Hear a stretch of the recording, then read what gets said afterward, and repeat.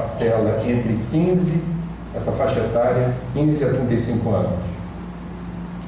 Quando a gente fala de suicídio, a gente tem que pensar que para cada caso consumado, esse é um dado que me impressiona particularmente, você tem um grupo estimado de 5 a 6 pessoas mais próximas do suicida que registram um trauma profundo e que são também alvo de cuidados na área da saúde pública, porque são pessoas que sofrem um abalo muito forte, são familiares e amigos mais próximos, quando se deparam com essa situação. Alguém próximo de mim resolveu partir sem aviso prévio, sem compartilhar comigo um desgosto, um desalento, uma desesperança de que possivelmente ele era portador, e foi-se. Eu fico. Mas como eu fico? Foi meu filho, foi meu companheiro, foi minha companheira, foi meu pai, minha mãe, meu tio, minha tia, minha avó, meu grande amigo. Registra-se um trauma. Essa pessoa vai requerer alguma atenção, algum apoio psicológico, alguma assistência do ponto de vista estritamente profissional. A perda de produtividade, ela não vai ter o mesmo rendimento no trabalho, ela não vai conseguir durante algum tempo ter a mesma performance na sociedade, porque ela está abalada.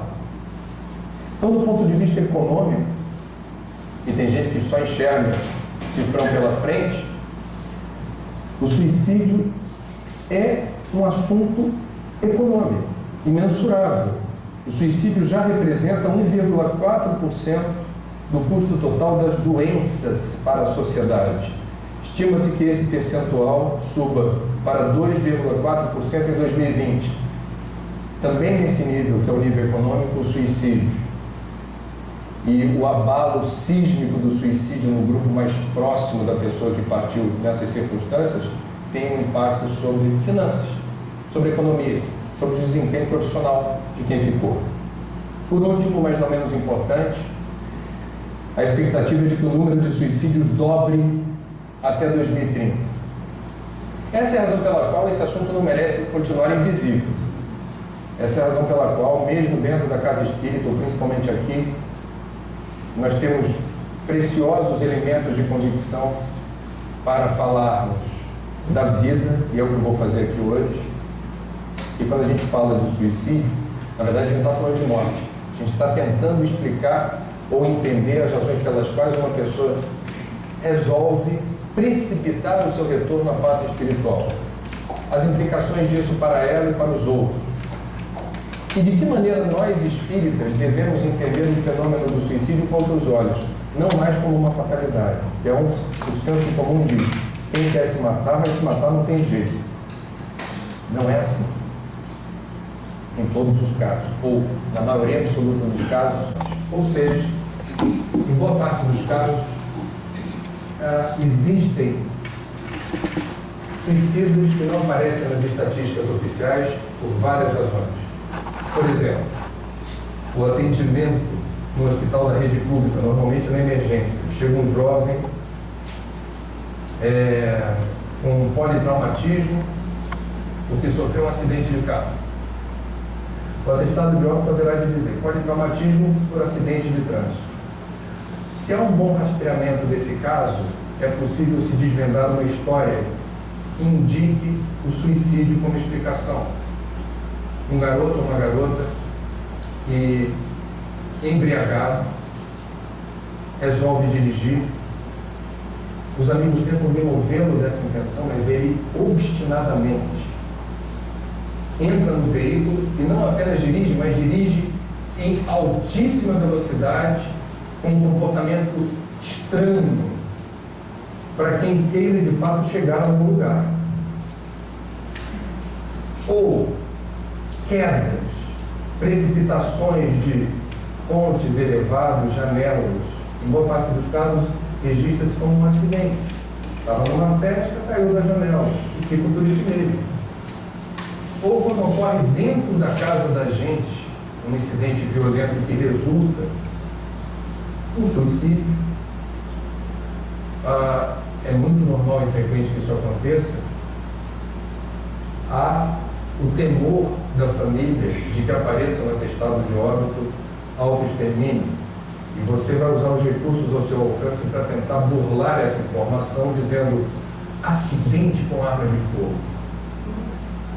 É uma forma de você atenuar, não apenas a dor de um dos seus que resolveu partir, a revelia da tua presença e eventual assistência, alguém que preferiu se matar, e você colocar no atestado acidente. Pegou o revólver, estava brincando e disparou.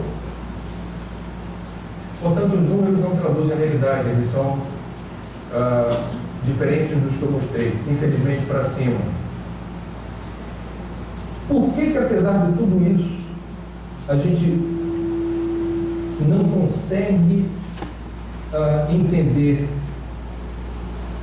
na mídia o suicídio como notícia? Por que há pudores, pruridos? Por que há escrúpulos para, na área da comunicação, a gente reportar, por exemplo, esses dados, esses números? Esse cuidado com o assunto suicídio precisa existir. E ele tem origem na literatura médica, atribui-se a essa obra de Goethe, Os Sofrimentos do Jovem Werther, do século XVIII, 1774. É um romance muito popular à época e que narra o desapontamento de um jovem na sua relação amorosa e ele, desiludido com o amor, é a última página do romance, ele resolve se matar. E a juventude à época achava lindo morrer de amor. Essa morte, entre aspas, romântica, era algo que virou um culto. Como é lindo morrer de amor, ou como não vale a pena viver sem o amor da sua vida. E aí o que se verificou a partir desse romance é que nesse período vários jovens no continente europeu repetiram o gesto do personagem principal desse livro, ou seja, replicou-se como metástase. É um mimetismo, como se diz, você imita de uma forma idealista a maneira de precipitar o fim da vida por amor. Isso abriu caminho para uma reflexão a respeito de como a publicidade do suicídio pode, sob certas circunstâncias de temperatura e pressão, ou seja, certas pessoas que estão atravessando momentos conturbados emocionalmente ou estão abaladas psiquicamente, elas podem, numa situação de vulnerabilidade, registrar aquilo como uma sugestão.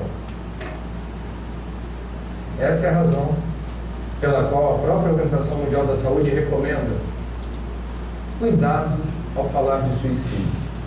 Do ponto de vista do jornalismo, não é proibido falar de suicídio, é necessário que se fale com cuidado. Que cuidado, por exemplo?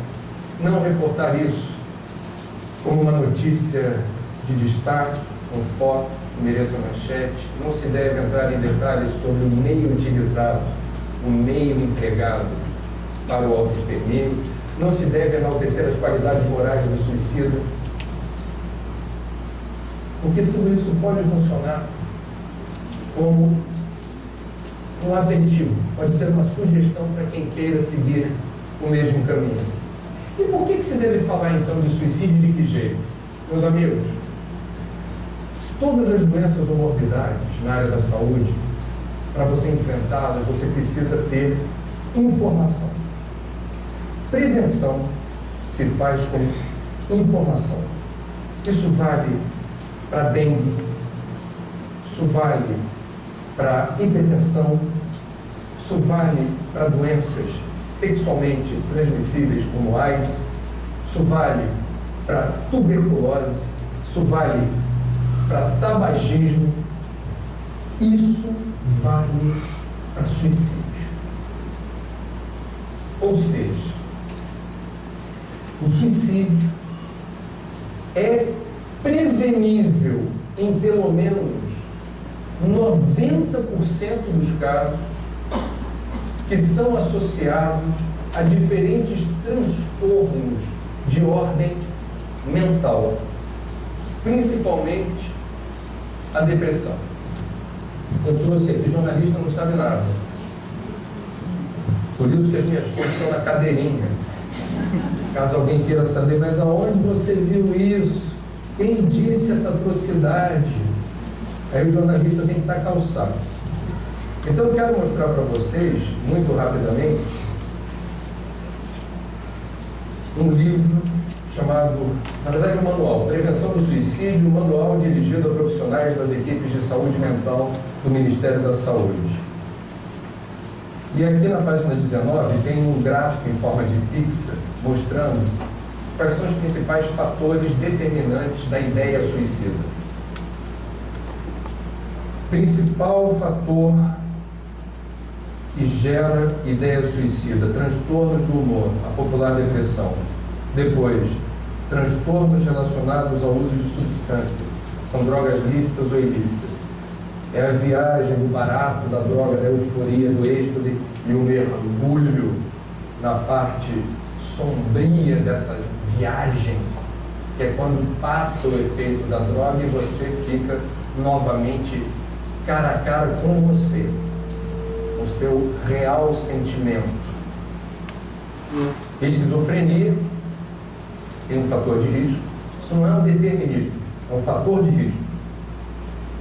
Transtornos de personalidade, transtornos psicóticos, e aí você começa a entrar em pequenas variações sobre o mesmo tema, que são problemas, transtornos de ordem mental.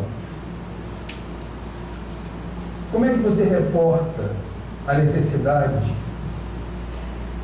de tomar providências se você pertence a um grupo, não é de risco, mas se você se reconhece dentro dessa perspectiva de estar com ideias suicidas recorrentes? É preciso procurar ajuda, a gente vai falar disso já já. Ainda no capítulo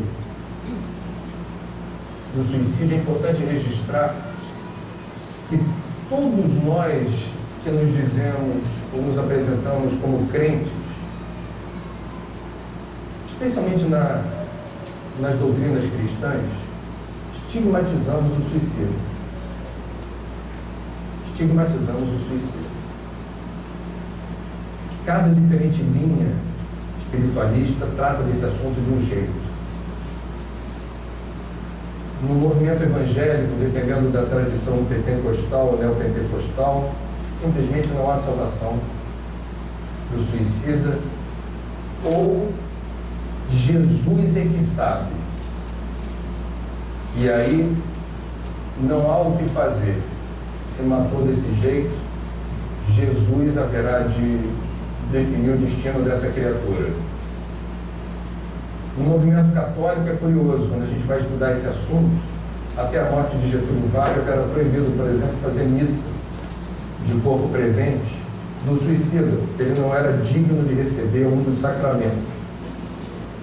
Agora, Getúlio inverteu esse eixo, porque foi a maior comoção pública, o suicídio de Getúlio, uma multidão na rua, e a igreja se sentiu pressionada a não seguir esse dogma. E abriu-se uma exceção. Portanto, para Getúlio, de lá para cá, alguma flexibilização. Eu conversei com mais de um sacerdote e eu percebi, é uma impressão que eu guardei,